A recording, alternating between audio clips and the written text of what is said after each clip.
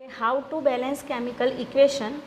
यहाँ पर एक एग्जाम्पल दिया गया है Fe plus H2O Fe3O4 plus H2, मतलब ये है रिएक्टेंट और ये है प्रोडक्ट। मैंने आपको गए जो वीडियो बनाया था आगे, तो उसमें रिएक्टेंट और प्रोडक्ट क्या है वो मैंने समझाया था। Fe मतलब क्या होता है, आयरन होता है। H2O मतलब क्या होता है, पानी। तो ये दोनों को अगर हम मिश्रित करते हैं तो उसमें से हमें Fe3O4 का प्रोडक्ट मिलता है।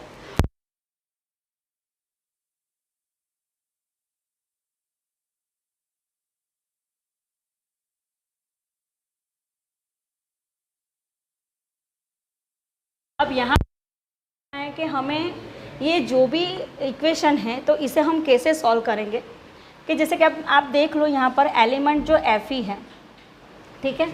अब यहाँ पर Fe के पास कुछ भी नहीं है, यहाँ पर हम ऐसा गिनेंगे कि यहाँ पर 1 ही है, ठीक है। और यहाँ प्रोडक्ट में हमें कितना मिलता है, 3 मिलता है।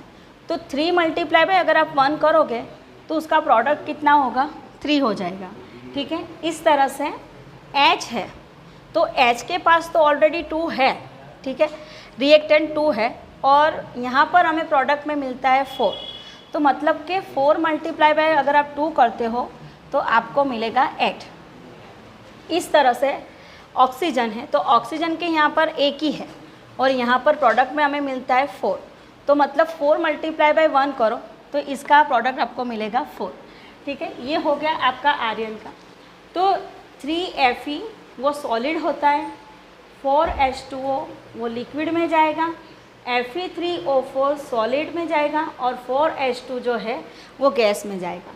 मतलब यहाँ पर इक्वेशन इस तरह से होता है कि जो भी आयरन है तो उसका आगे आपको 3 प्रोडक्ट मिलेंगे, पानी के आगे आपको 4 मिलेगा और उसका प्रोडक्ट Fe3O4 सॉलिड में जाएगा और हाइड्रोजन गैस जो है तो वो वहाँ से मुक्त हो जाएगा। अब आगे का समीकरण हम देखते हैं, जैसे कि Mg प्लस O2 तो होता है MgO। तो Mg के पास कुछ भी नहीं है, यहाँ पर कितना है, 1 है, ठीक है, और O के पास कितना है, 2 है। तो हम क्या करेंगे, O के पास जितना है तो उससे हम बैलेंस करेंगे उसको। तो Mg के साथ हम 2 का क्या करेंगे, मल्टीप्लिकेशन करेंगे। तो Mg के पास भी 2, इसी तरह से जो हमें प्रोडक्ट मिल रहा है तो वो भी 2 MgO। तो हमें ये जो बैलेंस है हमें दोनों तरफ वो हमें सेम करना है। अब आगे हम देखेंगे why do we need to balance a chemical equation, मतलब कि हम ये केमिकल इक्वेशन का बैलेंस क्यों करते हैं। सबसे पहले है law of conservation of mass matter can neither be created not destroyed in a chemical reaction. अच्छा, अब देखो इसका मीनिंग ये होता है, इसका मीनिंग होता है कि जो भी मैटर होता है तो उसमें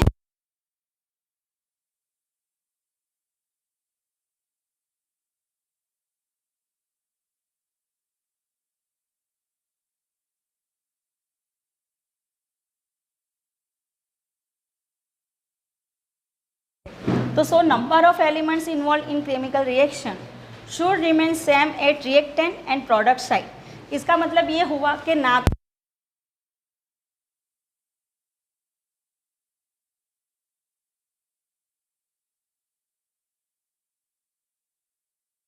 देखेंगे इसके केमिकल इक्वेशन के कौन से टाइप्स हैं।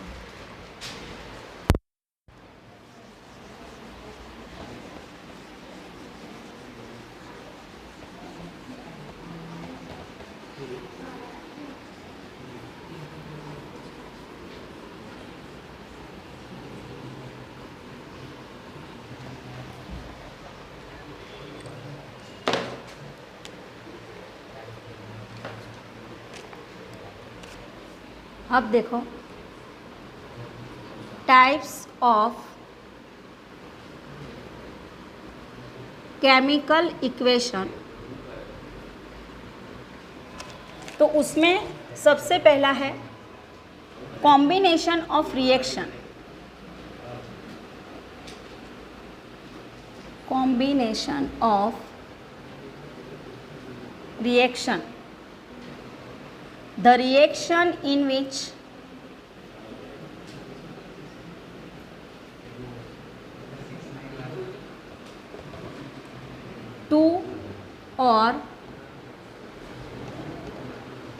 more reactants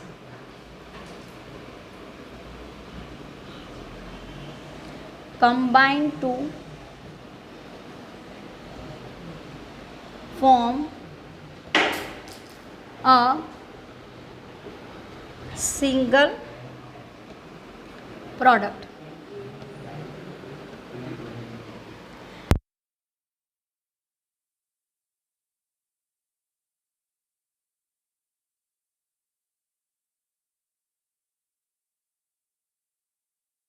कि आप देख सकते हो यहाँ पर मान लो A है और प्लस B करूँगी तो मुझे कौन सा प्रोडक्ट मिलेगा, सिंगल प्रोडक्ट AB। ये दो सब्सटेंसेस है, उसका हम एग्जाम्पल देख लेते हैं। उसमें सबसे पहले है बर्निंग ऑफ कॉल। उसमें C क्या है, सॉलिड, प्लस O2 क्या है, गैस। ठीक है, इन दोनों को अगर हम मिलाते हैं तो हमें मिलता है कार्बन डाइऑक्साइड। तो ये जो कार्बन है और ये जो ऑक्सीजन है ये रिएक्टेंट होगा, और ये जो CO2 बनता है तो उसे हम क्या बोलेंगे, प्रोडक्ट बोलेंगे। ठीक है, तो यहाँ पर हम लिखते हैं ये दो जो है वो रिएक्टेंट हैं और ये दो जो है प्रोडक्ट है। ठीक है, तो इसका मीनिंग क्या हो कि आप दो सब्सटेंसेस को अगर मिलाते से आप दूसरा एग्जांपल देखिए, formation of water. Formation of water, यहाँ पर आपको H2 मतलब एक गैस है और दूसरा O2 वो भी गैस है। इन दोनों को अगर आप मिलाते हो तो H2O लिक्विड बनता है। ठीक है, तो H2 मतलब गैस, हाइड्रोजन और ऑक्सीजन, इन दोनों सब्सटेंसेस को अगर हम मिलाते हैं तो हमें पानी मिलता है। ठीक है, तो ये जो है कि दो सब्सटेंसेस में से एक सिंगल प्रोडक्ट को तैयार हुआ तो उसे हम बोलते हैं कॉम्बिनेशन ऑफ रिएक्शन। ठीक है, अब दूसरा है उसका types, decomposition reaction.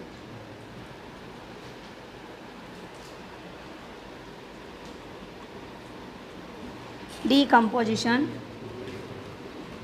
reaction. In this reaction,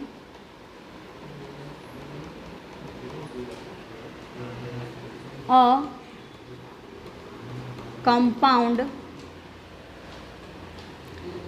splits into two or more substances is called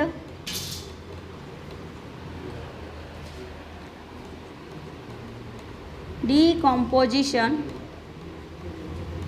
reaction। अब देखो आप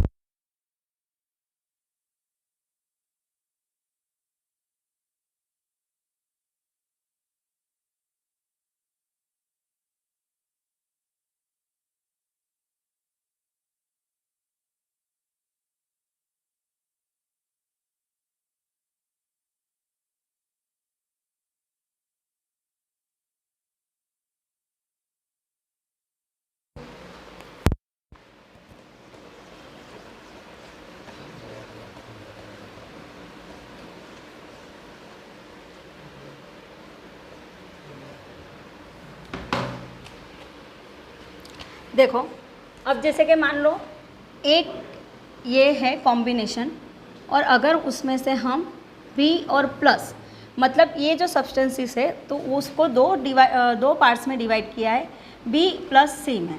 ठीक है, अब इसमें इस रिएक्शन में क्या होगा कि जितने भी है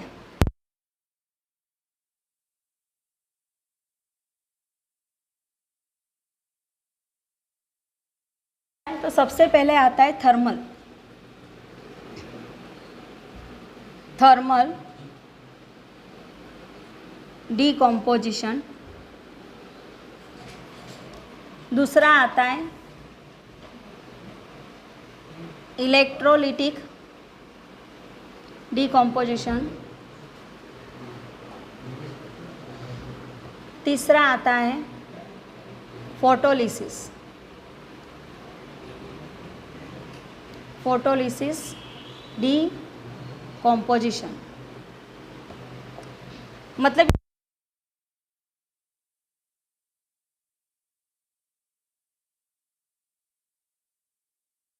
थर्मल डिकम्पोजिशन। थर्मल डिकम्पोजिशन उसका मीनिंग है when decomposition is carried out by heating।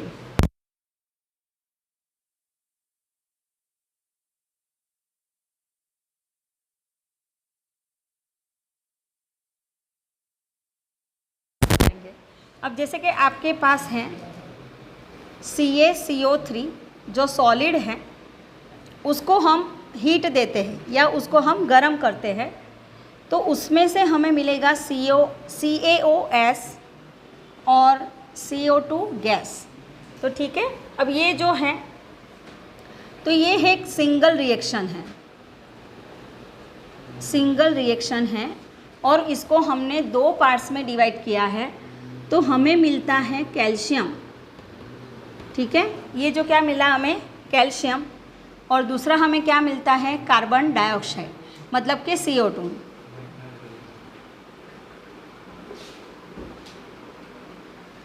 ठीक, इसके आगे जो दूसरा आता है वो है electrolytic decomposition.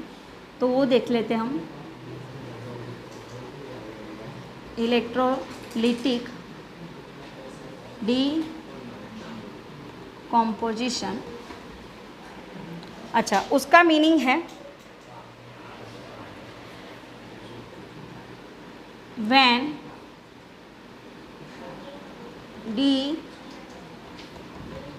decomposition is carried out by passing electricity।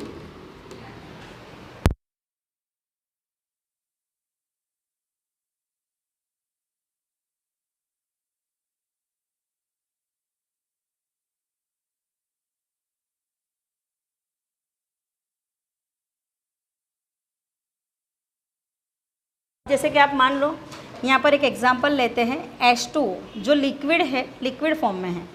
अब इसमें से हम अगर इलेक्ट्रिक को पास करेंगे तो हमें H2 गैस मिलेगा और प्लस O2 गैस मिलेगा।